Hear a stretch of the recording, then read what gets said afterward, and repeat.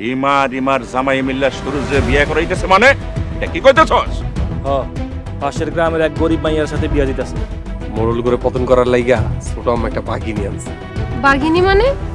সবাই হাতের লাড়ি শক্ত করে ধরো, আইলেই মার দেওয়া শুরু। কাকা লাড়ি সব রেডি আছে, খালি আইতে দেন। আর একটা কথা যদি আপনি কোন আপনি কিন্তু হন্দরা মারুম। কত বড় সাহস, কয় মারবো, সাহস থাকলে গায়ে হাত দিয়ে দেখ। এই খারাইছ কেন? দাও মারো। খবরদার। স্যারের কি হইছে রে? স্যারে কইতেছে স্যার নাকি একটা সুলতান আছে, এ নাকি গায়েব হইতে পারে আবার আইতেও পারে। স্যারের কি জিনপুরি ধরছে নাকি? আপনার বিয়ে হওয়ার পর থেকে স্যার একবারে আধা পাগল হয়ে গেছে।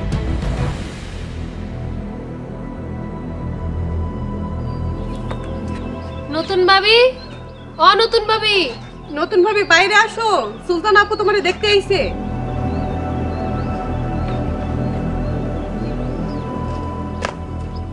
তোমরা এই বাড়িতে আমার পারমিশন কই পাইছো? কেন তুমি জানো না? জন্ম থেকেই তো মোরল বাড়ির বিষা আমগোর লগে। ওই ছোট লোক ফকিন্নিগুলারে বিয়া করার পর থেকে তোমাকে হে বিষার মেয়াদ শেষ হয়ে গেছে। না কি হইছে? দেখো না ভাবি, আমরা তোমারে দেখতে আইছি দেখে বড় ভাবি যাতা ব্যবহার করতেছে। গতকালের চরের কথা কি ভুলে গেছেন? না ভুলি নাই, তো এই থাবরের বদলা কেমনে নেই তুই খালি দেখিস। কি করতে পারেন দেখুন।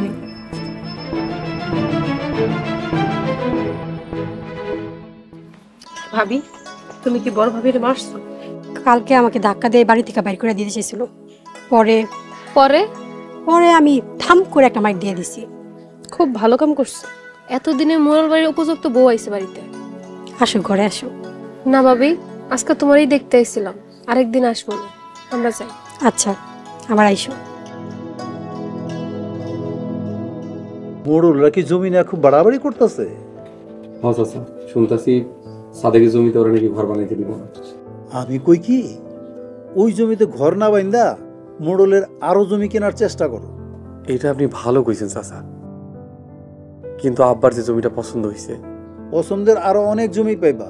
এখন যদি ঝগড়া করে সব শেষ করে ফেলাও তাহলে লড়াই করবা কেমনি? এটা আপনি ভালো কইছেন চাচা। আমার কথা শুনো আর জমি কেন। জি চাচা, মোড়লকে ভেজাল জমি যদি খোঁজ পান আমারে জানাই। আচ্ছা, ভেজাল জমির খোঁজ পাইলে আমি তোমার জানাবনি। এই নাও, এই ফাইলটা নিয়ে কাজটা ঠিক করে নিয়ে আসো।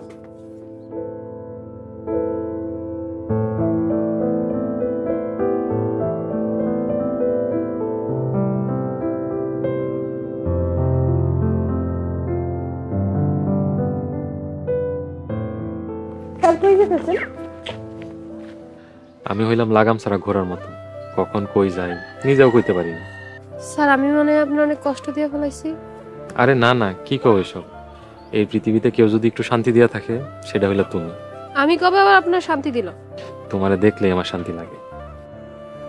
তা রিমা, তুমি কই গেছিলা? মোরল বাড়িতে সুরজ ভাইয়ের বোরে দেখতে গেছিলাম।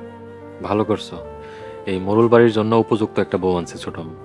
কিন্তু সুরজ ভাইয়ের বউ কি বাড়ির বউগুলোর স্বাস্থ্য করতে পারবো? পারবো মানে? আসতে না আসতে বড় ভাবিরে এমন এক চট দিছে, এই জীবনে ভুলতে পারবো বলে মনে হয় না। স্যার আপনি বিয়ে করবেন কবে? না না, আমি বিয়ে করবো না। আমার মতো গাদারে কে বিয়ে করবো? স্যার আপনি অনুমতি দিলে আপনার লাগে একটা সুন্দর বউ খুঁজে বাই করি। না না, আমার জন্য তোমার কষ্ট করতে হবে না, আমি এমনিতেই অনেক সুখে আছি, ভালো আছি।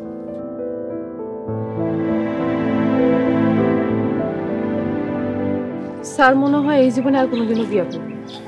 আমি স্যারের অনেক কষ্ট দিয়ে ফেলাইছি, আমি নিজেও বুঝতে পারি নাই। এমনকি এসব কথা চিন্তা করে কোনো লাভ আছে? দেরি হয়ে যেত, বাড়িতে চাই।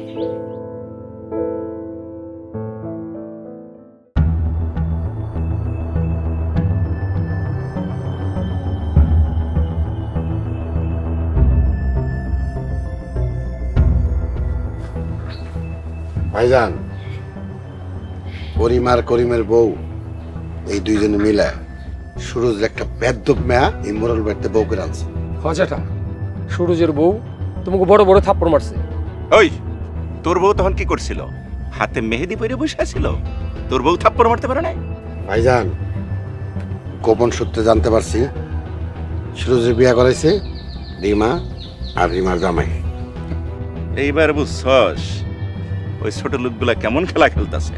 জেঠা, এইভাবে চলতে দেওয়া যাবে না, একটা ব্যবস্থা করতেই। ওরা ছোট জাতের লোক হইতে পারে, ওকে ব্রেন কিন্তু ছোট না। ভাইজান অনেকদিন পর সত্য একটা কথা বললাম। এক এক করে তো মোরল বাড়ির সব খাইয়ে ফেলাইতেছে। আর ওকে আগে বাড়তে দেওয়া যাইব না, যেমনিও ওকে থামাইতেই হইব। হ্যাঁ ভাইজান, এখন তুমি একটা কিছু করো। আলাল, আজকে ওই রিক্সালার বাড়িতে গিয়ে বইলে আসবি, ভুল ক্রমেও যদি মোরল বাড়ি কোনো জমির দিকে তাকায় তাহলে ওকে বংশ আমি নির্বংশ করে দেব। হজেঠা আজকে যেতেছি। শোন, এবার লাস্ট ওয়ার্নিং, যদি সুবুদ্ধির উদয় হয়তো কথা শুনলো, আর যদি না শুনে তাহলে আমি মাইরা বিদেশ চলে যাব। যা।